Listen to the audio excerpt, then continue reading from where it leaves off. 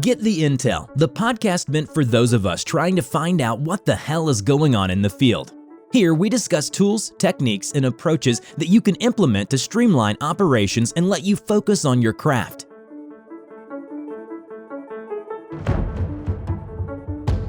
Hello, I'm Chad Gill, and I'm the host of the Get the Intel podcast, where I talk with leaders in contracting, management, and anyone helping us do business better.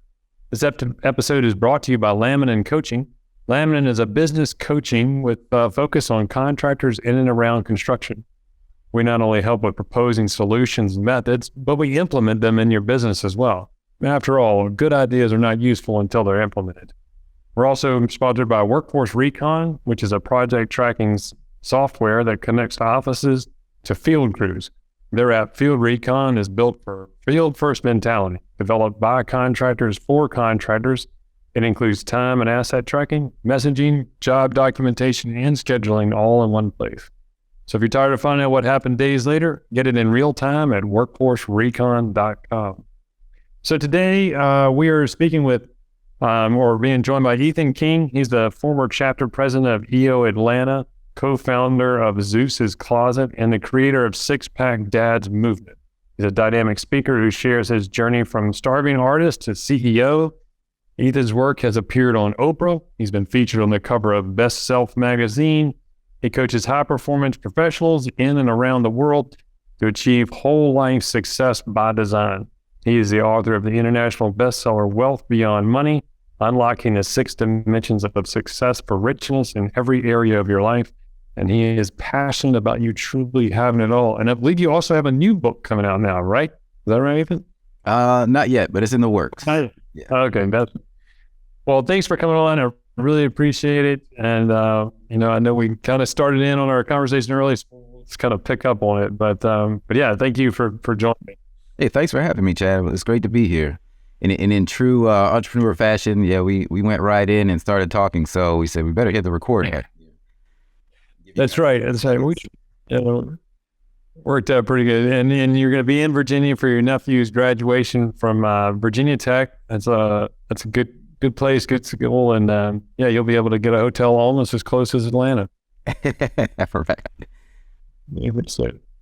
So you have a great complaint story. So truly, I saw you spoke to our EO chapter, and that's Entrepreneurs Organization for those that you've heard me speak of it before, and obviously Ethan is very big in it as well. And you talked about just a brief primer of where you started and how you got to where you are. Just a quick background on that, if you don't mind. Yeah, sure. I guess we all have these life stories that we could go from birth to 45 or whatever your age is, and if we included every single detail, it would be pretty boring, right? So to pick up on and kind of tie into what Chad and I were talking about before we hit the record button, we were like, what makes a story compelling? Because as humans, we all have a compelling story. You may not realize it from, on the surface because you're in it. Just like a fish doesn't realize that it's in water. A fish doesn't even know what water is, right? It doesn't know it's wet. So what I'll tell you, I'm going to tell you my story, and your audience, I'm going to tell them my story, but I think probably an important lesson we can learn from this is how to craft your story in a certain way that feels compelling, and it also helps inspire and motivate and educate others, where you're still being authentic, but I don't have to include in my story what I had for lunch last Thursday, right? Because it's not pertinent to the story. And if you're in Six Pack Dads, it probably didn't taste good anyway. Yeah. So, me telling my story actually started with EO. So we'll go ahead and start with that. In EO, when you're a new member, you do this thing called forum training. So a forum is your group of like 6 to 9 entrepreneurs from different fields. And it's like a small group, a mastermind group, if you will, is probably a more like layman's terms. And part of it is, and much of the benefit is everything you share in forum is confidential. So this is, 2014 was my first forum training. And this was the first time I had ever sat down to share anything confidential with complete strangers. It felt like the weirdest thing. I'm sure you can relate, Chad. But what we did in form training is this exercise called lifelines. And what you do in a lifeline is you start at birth, and then you write. So on one side of the page, you have like age 0. And then on the, right side of the page, you have your current age, and then plot out the highs and lows of your life, like chronologically. Like if you think about the lowest points in your life where you just really felt down, you felt defeated, you felt like you were kicked in the teeth, though you plot those points on the bottom half of this line. And then think of the highest points in your life where you just felt like you were crushing it, like you were winning on all fronts, and you plot those points at the top of the graph. And then what we would do is each person had about 20 minutes, and we told the story of each point on the graph. So you're not telling your whole life story, you're only telling you're talking about your lowest points and your highest points.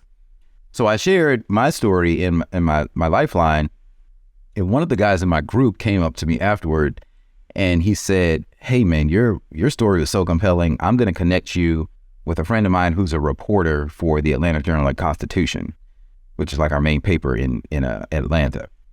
And at first I was thinking, what are you talking about? Why would a reporter want to talk to me? I bared my soul to you guys. I don't want anybody to know about the stuff that I told you. I've been keeping this stuff a secret for like 20 years. So the last thing I want to do is tell a reporter. This is what was going through my head. But I thought about it for a while, and he was like, hey, he gave me the guy's number. He said, hey, just reach out if you're interested. If not, no worries. So I thought about it, and I reached out and I said, hey, Kevin said I should talk to you. And so this guy is the lead writer for the business section of the AJC, or he was at the time. He had this column. And he said, well, do you have any twists and turns in your life? What is it about? I was like, well, no, not really. I don't know why he told me to call you. And so I told him a little bit about my background, and he interviewed me. And the next thing I know, about 2 weeks later, I was on the front page of the business section of the AJC. And my story, like my face and my story was on the front page of the business section. I was like, holy crap, this is crazy. And that is the opposite of Forum Confidential. Right. Yeah, at this point, the whole cat's out of the bag. But I learned that in the reporter, his name is Matt. I forget his last name. But he told me that I ran into him actually at a race. We were both running the Peachtree Road race, and I ran into him at the finish line. I didn't physically run into him, but I bumped it. And he remembered me. He said, your story was the most shared story from that entire year. And I'm like, really? This is blowing my mind, because to me, it's the most boring story. It's my story. I lived it. So to me, it's boring, right?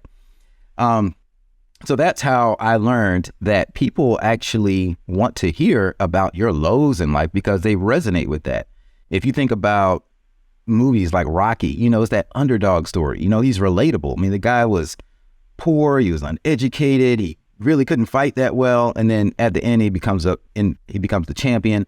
So we want to hear those highs and those lows, but if you only share the highs, people are bored or they resent you. When you share those lows, everyone can identify with those lows because we all have them as part of the human experience, right?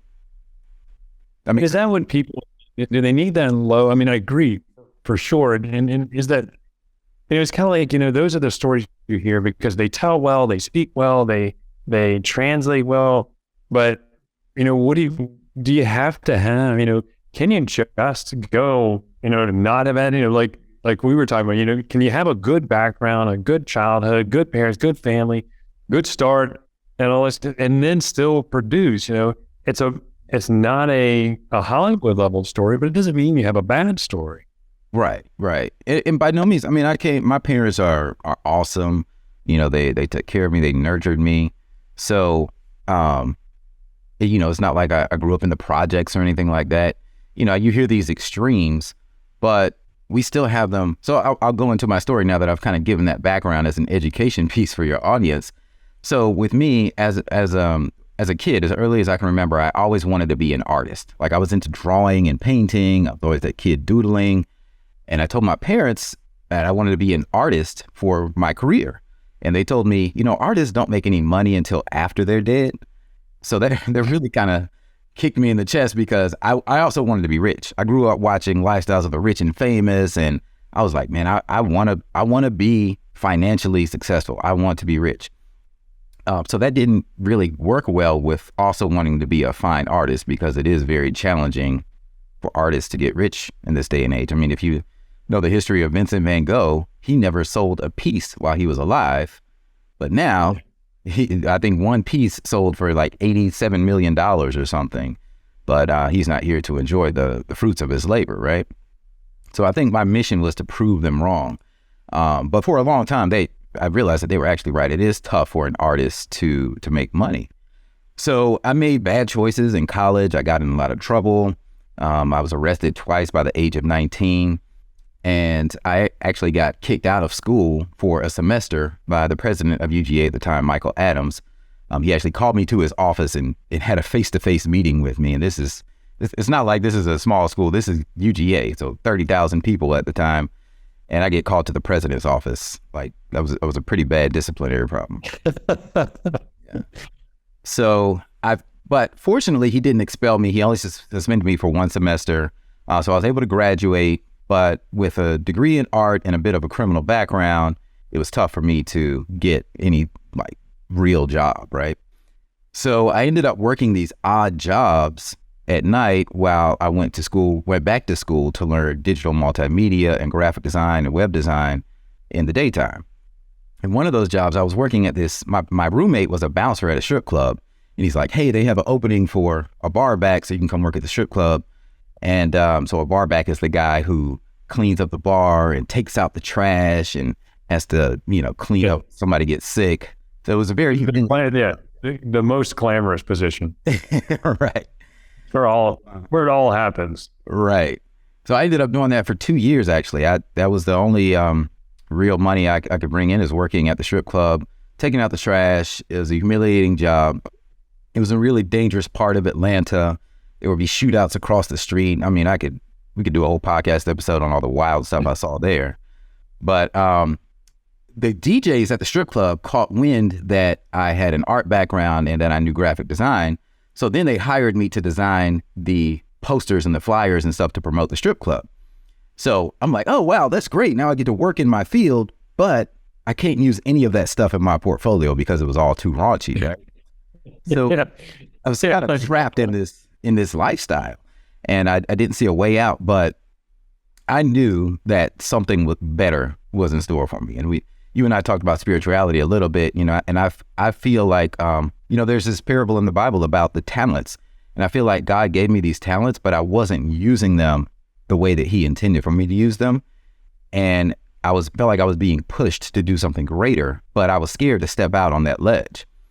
Well, sometimes when the universe is like knocking on your door and you don't listen, you don't answer, then you kind of get knocked down.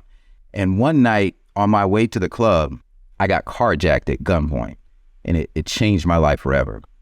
And I remember being so scared. I thought this guy was going to kill me.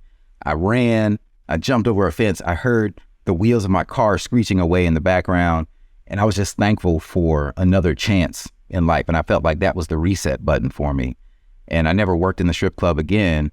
And for about 30 days, that was like my wilderness period where I didn't have a car, didn't have a job, but I felt like this newness, and doors just started opening in my life after that 30-day period. I finally landed a job as a graphic designer at a newspaper. I started booking some big graphic design clients, one of them being Tyler Perry, before he was the Tyler Perry, but back when he was only making plays. He hired my firm to do all the graphics and merchandise for his stage plays. And then this school project that my girlfriend and I had started called Stuff for Greeks, we did fraternity and sorority paraphernalia. It started to get real orders from across the country.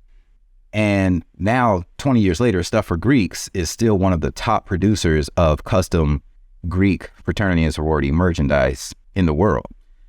And then we also opened, as our business was growing, we outgrew our home basement. So we were able to purchase a building in West Midtown Atlanta.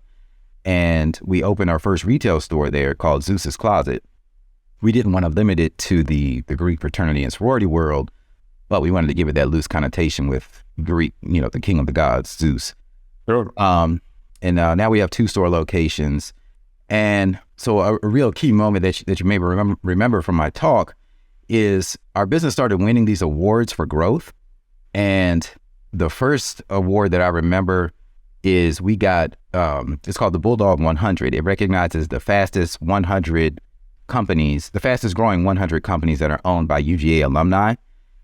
And we've been on this list 4 times now, but the first time that we won this award, I was called on stage, and the person who presented me with the trophy was the same president that had kicked me out of college 10 years earlier. Did he remember you? I mean, I'm sure he checked up by then. Well, no, I mean, I wasn't going to ask and ruin that moment, risk the chance of ruining that moment. So I don't know if he remembered me. There were like a line of 99 other people getting an award, and you just stand on stage and you get that photo. So I have a photo with him handing me the award, but I wasn't going to ask him, hey, do you remember me? I'm pretty sure his alumni giving director was like, don't mention you kicking him out. Right. But for me, that was that full circle moment, and I knew at that point, like, that was a sign to me that my life was finally in alignment with my purpose, whereas before it was misaligned. And then that moment signified to me that it was aligned, and things got a lot better from that point forward. And not that I've been problem-free ever since then, but I have felt in alignment. Yeah, I mean, and that's great. And I think, and a couple of things out of your story, I mean, it's just interesting to me. And, we talk to other entrepreneurs a lot of time. That's what I hear is, the difference between success and failure, or an entrepreneur or an employee and stuff like that, is some of it is just listening and recognizing an opportunity. You see it, stuff for Greets is taken up, it's going, you've got that going, and you start to see it, you recognize the albums, and it's just kind of like little things that add up, and they start to build like a puzzle that finally formulates, what becomes all of Ethan, I think that's a really interesting thing. It's, it's just, that opportunity, sometimes it knocks, sometimes it beats on the door, and sometimes it just kind of whispers, and it depends on how well you're listening at that moment as to whether you're going to be able to answer it or not. Yeah, you're exactly right. And what I've learned is you can actually tune and train your subconscious to listen to those whispers, and then those whispers can turn into like someone yelling in your ear if your mind is clear and your subconscious is tuned in. And very often we are not, like, we have so much noise in our brains that we can't hear the real thing that we need to do. I mean, the best thing you can do in life is fine tune your intuition and your decision making capabilities, because where you are today, you're just a sum of the choices that you've made leading up to this point. Whether it's these micro decisions, whether I leave out of my house and do I go right or do I go left? Or major decisions like, do I get married? Do I have kids? Do I have another kid? All of those micro decisions lead up to where you are and become who you are. And yeah, there are some things that are going to be out of your control, but it's how you choose to react to those things. That's the decision that you have to make. So what I've learned is, and the way I fine tune this is through like gratitude journaling and writing out written affirmations and meditating, even microdosing. So all of these things have helped me fine tune my intuition, so that if I think of the ideal version of Ethan, my most evolved self, and where I want to be, and if that person exists in some parallel universe, well, what decisions would I need to make to become that person? And then, like, if I just bake that into my subconscious, then I believe that it will guide. It's almost like having GPS or an autopilot or like self-driving in your Tesla to get you to that path, to that destination. And can you chase that guy, that theoretical Ethan can you chase him without being disappointed on where you are in the race? Or, I mean, kind of like, I was asked one time, how can you, why can't you just be satisfied? And I was like, I'm totally satisfied. I'm just not complacent. I don't know, like, how do you handle that where you say, you want to keep striving for more, but not for more's sake, but just because you almost feel a duty to do it. You're like, I'm supposed to be, like you said, using your talent. Well, the thing is, that's a great question, because that's, a lot of people get trapped in that, in that striving, that level of expectation, and like all disappointment and sadness and depression comes from when you're not meeting the expectation, when your reality doesn't meet your expectation. So I'm actually glad you brought that up, because I don't want people to get it confused and think that, oh, I should always be striving for this. The thing is, whenever you hear the word should in your head, that should be like a red flag. I should be doing this, or I'm supposed to be doing this. Then it's probably not in alignment. Like, it needs to be something that you really want for yourself. I could think I should own 12 Lamborghinis. If I look at Instagram or music videos and I think that to myself, then I'm going to be depressed because I don't own any Lamborghinis. But when I look at me, my true real self, I don't care about that either. I'm not a car guy. I don't really care about that. But I could like bend over backwards to try to achieve that because I think I should have that because I saw somebody else with it. So then that would put me into a state of depression because I'm not getting it. But when I think about what's truly important to me, it's more about experiences, time with my family, making an impact on others, having freedom to move about. That's what's more important to me than Lamborghinis. Now, nothing's wrong with luxury cars or exotic cars. In fact, I have a good friend who actually does own 12 exotic cars, and he got a special garage built, like a double-decker garage built to house all of them. But he did it because he's just passionate about cars. In fact, he doesn't even show off his cars. He doesn't want most people to know that he owns the car. So he's not doing it for show. He's doing it because he's truly passionate about that. And that's what's important to him. So it's a good exercise to really sit down and think, what's truly, truly important to me? So that will craft the image of what is my ideal self that I'm striving for, and then fine tune my decisions to get that and not what I think I should be doing. Does that make sense? It does. And I think the best way I've heard it, kind of like what you're talking about is from like strategic coach, the gap in the game, trying to measure the difference between, if you just decide you're going to swim to the horizon, you're never going to get there. But at some point you need to turn around and look at how far you've come from the beach. Yeah. And for me, you need to figure out if you can make it back that far. How deep is it going to get back? But it's, I think a lot of people, they get caught up and they hear about that ideal self, should I be able to do that? Should I be able to catch, I picture, I'm a runner as well. And I'm like, you can get that virtual runner on your watch and, they're doing, 30 seconds per mile faster than you are, or 3 seconds faster. And you're like, you're always chasing that guy, but you're faster than the guy I was yesterday, and I'm way faster than the guy a month ago, not nearly as fast as the guy in my 20s. So, that's all okay. But it doesn't mean you stop working or you stop trying, or that you're dissatisfied. I think it's, like you said, knowing what's important to you, is the idea. Right. 100%. And I guess that kind of goes right in line with the, kind of where you're talking about getting total, complete happiness, and then you have the simple, the 6 dimensions. And I think those are awesome. Where does Six Pack Dads fall into that category? And how does that story weave into this? Yeah. So to give you some background, so the 6 dimensions of success that I talked about in my book are your spirituality, or your subconscious restructuring, which we talked about earlier in this conversation. And then your I is for intellectual improvement and changing the inputs that are in your life, like who you surround yourself with, joining organizations like EO or Strategic Coach, other mastermind groups. And then M is for your money mastery. P is for your physical presence. So that's your fitness, your nutrition, the way you dress and carry yourself, the way you groom yourself. L is for your love and relationships and leadership.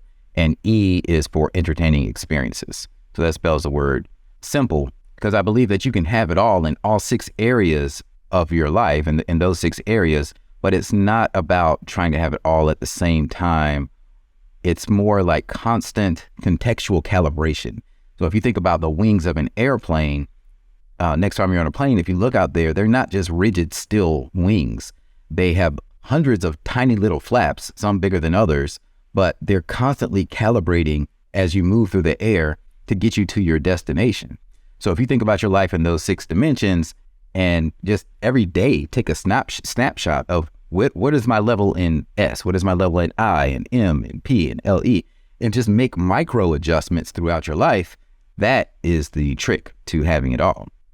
So you asked about 6-pack dads, and that falls into the physical category. And so So my physical journey, I was never athletic growing up. I was that, I had asthma. I couldn't run a mile to save my life without wheezing. And I was never good at sports, couldn't play basketball or anything. And it wasn't until I was about age 30 that I went to the doctor and actually, I worked out. I tried to like lift weights and stuff. I thought I was in okay shape, but I got a report back from the cardiologist and they gave me a C out of a A to F scale. I got a C, and they said that I had high visceral fat, high cholesterol, and I was at risk for cardiovascular disease. So that scared me. And I was like, I got to make a change because I want to be here for my kids and my kids' kids. I really enjoy life, so I want to stay here and I want to do it in a healthy way. So I started running, but still wasn't great at it. I hated it. It sucked. My brother talked me into running the Peachtree Road Race, which is a 10K. And the 10K is about 6.2 miles. And for someone who could barely run a mile, this seemed like you might as well have told me to fly like Superman in the air. I was like, there's no way this is going to happen. But my brother challenged me to do it. So I trained with him and I crossed the finish line. We crossed the finish line together. And it was like the greatest high I ever felt in my life. And looking back on it scientifically now, I know that it really did release those endorphins and it released the dopamine. And then you have the oxytocin from 60,000 other people being around. And it was on the 4th of July. And it's just like a party when you cross this finish line. And then, the serotonin. So it hit all of those pleasure chemicals and triggered those and released those in the brain. And I was like, oh, this is cool. It's like, I felt like on top of the world. I was like, and I looked the best that I've ever looked too, because I burned all this fat while running. And I somehow overcame this asthma that I grew up with. And my mother said that I would never be able to get rid of. And I just got addicted to running. I literally got addicted to working out and running, doing something that I previously hated. And so then I started to see these signs of a six-pack coming in that I never had. I always wanted a six-pack when I was younger. I was like, oh, man, I was always jealous of those guys who were like in super shape. And it wasn't until my 30s that I started to see some definition in my abs. And then COVID hit, all right? So 2020, we're all sitting at home and can't go anywhere. We started to put on those COVID pounds. I know I'm not the only one who put on a little bit of COVID weight. Yeah. One of my friends said COVID either made you a hunk, a drunk, or a chunk. Yeah, he's a hunk, or a chunk. Yeah, definitely. So I definitely, I put on a bunch of weight and I wasn't a hunk with COVID. It was stressful. We had to close 2 of our retail stores temporarily. We didn't know. We all have our COVID woes, right? So I put on this weight, but then I decided, you know what? I'm going to take back control of my life and get my body back in shape. There's so many other things that are out of my control that I need to take back control of my fitness. And so I got back on my routine, the same things that I had. By now I had this formula. I knew what to do to get my 6-pack back and to get back in shape. And I posted this like before and after picture on my Instagram. And then a lot of my friends, my male friends who are all like middle-aged dads like me, they're like, hey man, what are you doing? Like, what's your formula? What are you eating? I was getting all these questions. So instead of like trying to field these questions one by one, I just typed up like a PDF of my day and like what I do. And I just gave it to my friends, anybody who asked. So what do you think they did with it? Absolutely nothing. They didn't, you give them free information. Like, this is step by step. Blame it on your genetics. They're like, yeah, but genetically, you're probably way more. Yeah, right. But you know what? The reason that this was special is that these guys know that they knew me growing up. So they know that, yeah, I was chubby, flabby Ethan back in the day. So they saw my transformation.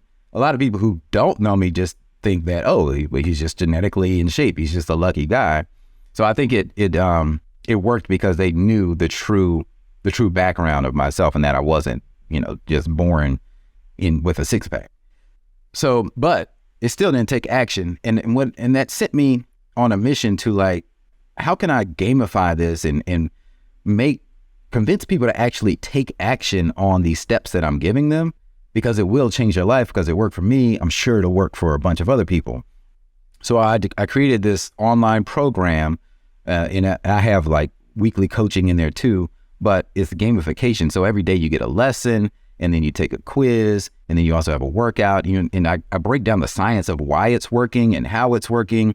And you don't have to spend hours and hours in the gym. It didn't require a gym membership or anything like that. You can do it all from home, but body weight exercises. And it basically takes you 6 weeks to a six pack was the name of it. And it's still out there. Of course, it's going to be different depending on where your entry point is as to whether you hit it in 6 weeks. But we actually have a lot of guys who did do it. And you can go to Six Pack Dads and see the before and after pictures and read the testimonials. And I was like, wow, this really works. It worked for me, and it's worked for all these other people. So that's how Six Pack Dads was born. And it is a movement because it's not just about fitness. The word dads is the real critical part of it, because it's about being here for your kids and having the energy to toss them around and play with them, and then being here for your grandkids. We have a guy who was a 60-year-old granddad in the program, and he has a picture with he got a six pack at the end of it. So we have six pack granddads too. So I saw the picture. You guys all up. Yeah, I think I've seen a picture of it. Like, yeah, no, that is awesome. Yeah, I don't know how old are your oldest kids? How old are your children now? I have an 8-year-old boy and a 13-year-old girl. Yeah. So I'm 49, and my youngest is 16, and he plays soccer and football and stuff like that. And so I will tell you that that fitness thing, you can't let off of it, because when this kid who went through a 6-inch growth spurt, he put on 20 pounds. And he's like, I'm just like living in the Pink Panther house, man. This guy comes out of nowhere and just tackles you, and he hits you and lands.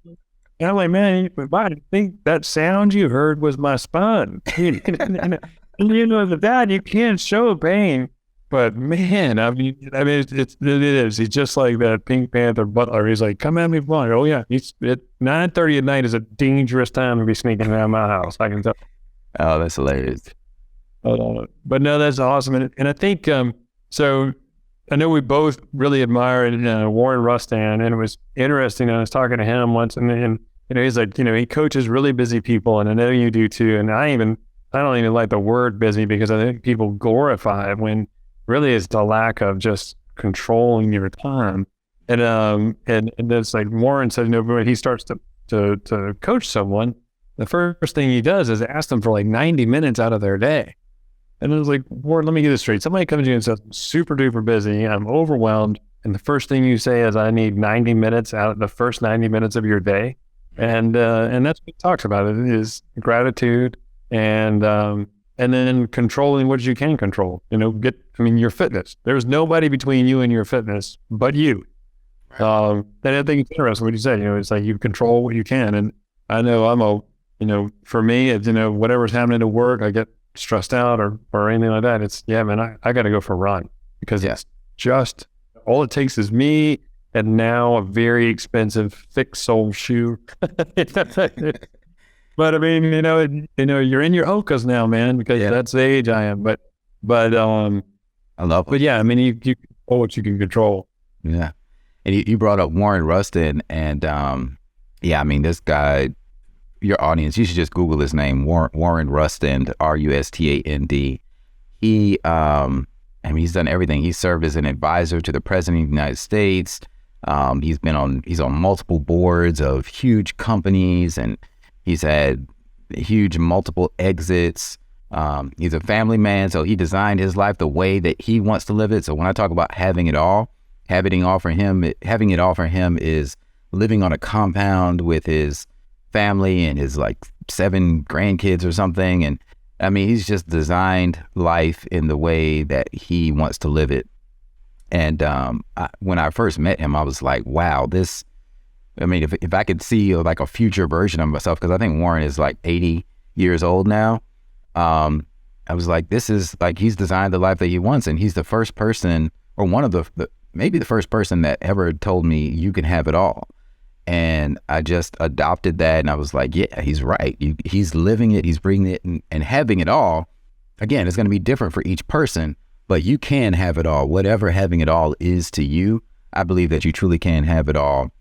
And you strip away all the shoulds and the coulds. So with your coaching the people that you coach, what is like is there one when you get ready to start a coaching experience with somebody, you're like, I know we're gonna have to cover this one thing because everybody does. You know, you look at it, you're like, man, for me, when we were working with a client on time management, I'm like, first thing we have to do is get your email straight. It's boring. It's not, it's easy to implement. It's easy to do, but I'm like, we got to get through that so we can get to some cool stuff. Is there something when you get into it as a coach where you're like, all right, man, here's the one I'm going to have to talk every client into. And then once they do it, it kind of unlocks things. Well, the nature of coaching is that when you hire a coach to help you do something, usually they're going to tell you things that you wouldn't normally have thought of on your own, or that you would already be doing if you didn't need an external force to kind of help guide you in that direction. So it's going to naturally feel strange or counterintuitive, the things I tell you to do, because otherwise you would have already been doing them, right? So the way is you need to be coachable. Like that's the hardest thing about coaching. That's the common thing that I see is what you asked, is that most people aren't coachable.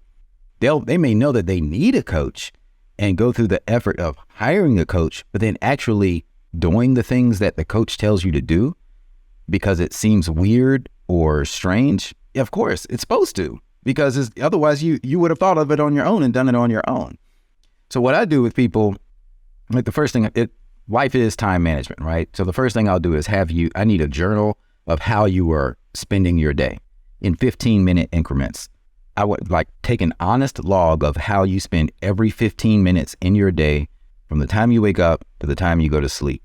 Because you can't do anything, just like going to a doctor, you have to see what are the symptoms, what's going on here. You have to get that snapshot before you can go in and administer any type of prescription, right? And usually when we do that, you find that, especially with entrepreneurs, well, you have your models like Stephen Covey's urgent important matrix. Like, are you spending a lot of time putting out fires? Which I know a lot of times we're guilty of, just doing the administrative work because it's easier to do it than to train somebody else to do it. And that's the fallacy in thinking that we have.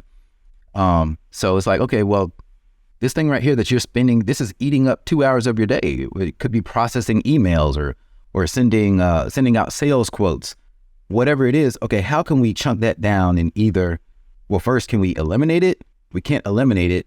Can we automate it? And I have a whole suite of tools to help people automate things.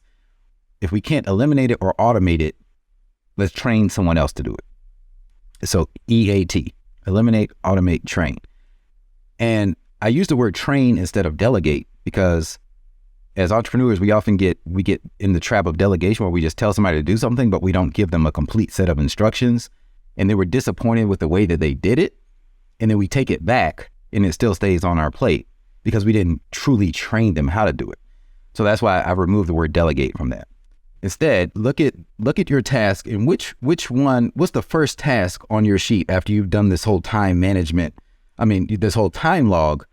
Which task can you just map out? Step 1, step 2, step 3. This is how you do this. And just, if you could grab somebody off the street and say, hey, can you read this and do this for me? That's the first thing you need to get off of your plate, because now you've trained somebody else to do it and you have the document, you have the checklist. And then you just tackle each thing one by one to remove that, to clear more time on your schedule so you can focus on the thing that will move your business forward. And fitness I talk about whole life success. So fitness is a big part of it. Like our body is our only machine that we get. Imagine if you got one car your whole life and you have to keep that one car. You'll never get another one in your whole life. Man, you would take care of that car. You would get it maintained. You would wash it. You would make sure this tuned, because you're never going to get another one. But with our bodies, we just treat them like junk. So the first thing, and even Warren says this, I remember I did Global Leadership Academy, and Warren was there, and even at 80 years old, this guy was up at 6 o'clock in the morning doing physical exercise with us every single morning.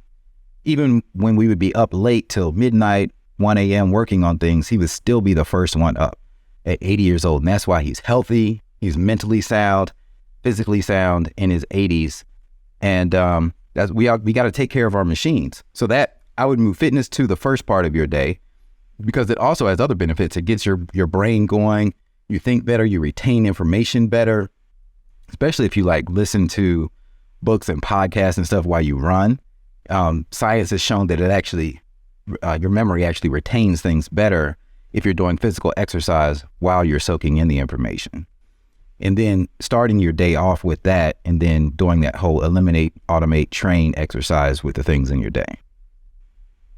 Yeah, I couldn't say it better. That delegation thing, I think we're all plagued with that. We don't delegate it well, and then we're unhappy with the way it went, or I see a lot of guilt of, well, I don't want to do it. Why do I want to give it? Why should I give it to somebody else? You're like, and that's something that's tough. People say we have a hard time letting go. It's not that we have a hard time. We want to let go. It's just a matter of knowing how to.